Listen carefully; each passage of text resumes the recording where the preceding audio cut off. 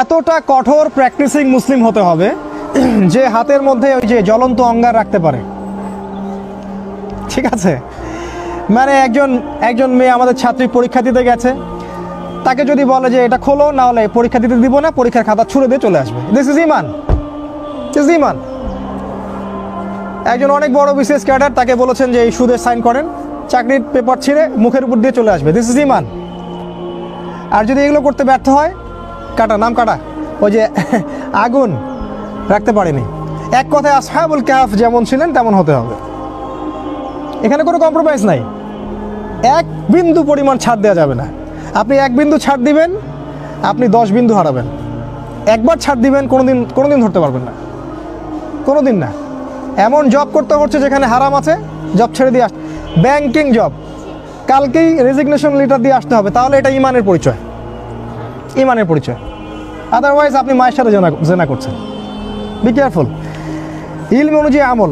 3 নম্বর হচ্ছে ফ্যামিলিকে সিকিউর করতে হবে, ওদের পরিবার পরিজন ঠিকঠাক মতো ইসলাম পালন করছে কিনা। যদি আমরা যতক্ষণ পর্যন্ত এখানে সার্ভাইভ করতে পারবো ততক্ষণ করব, যখন আমরা সার্ভাইভ করতে পারবো না, আমরা হিজরত করব এমন কোনো জায়গায় যেখানে খাবার আছে, পানীয় আছে, যেখানে শেল্টার আছে। কারণ আপনি যদি সত্যিকারের ওই ইমান নিয়ে থাকতে চান, আপনি এই গডলেস ওয়ার্ল্ডে সার্ভাইভ করতে পারবেন না। একটা পর্যায়ে আপনাকে হিজরত করতেই হবে, কারণ হিজরতের সাথে রাসূলের সম্পর্ক, নবীদের সম্পর্ক আছে। আর যদি মনে করেন যে এভরিথিং ইজ পারফেক্ট, সব সুন্দর মতো চলছে, তাহলে ওই ইমান আপনার হাতে নাই যেটা রাসূল বলেছেন। এভরিথিং ইজ নট পারফেক্ট, কোনো কিছুই পারফেক্ট নাই। আপনি এক চোখ দেখলে মনে হবে পারফেক্ট। তারপর 4, ইউনাইটেড হওয়া।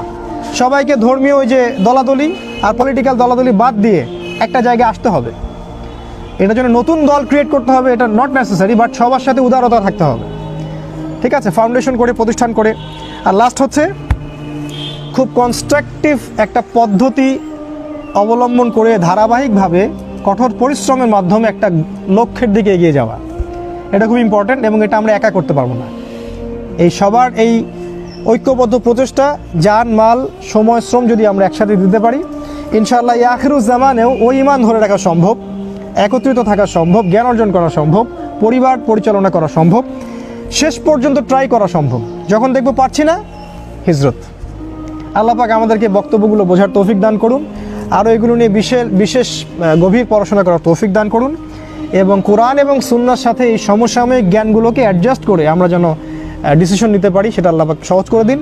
এগুলো করে যাবো ইনশাআল্লাহ। আমরা দোয়া পড়ি আমরা, সুবহানাকা আল্লাহুম্মা ওয়া বিহামদিকা নাশহাদু আল্লা ইলাহা ইল্লা আনতা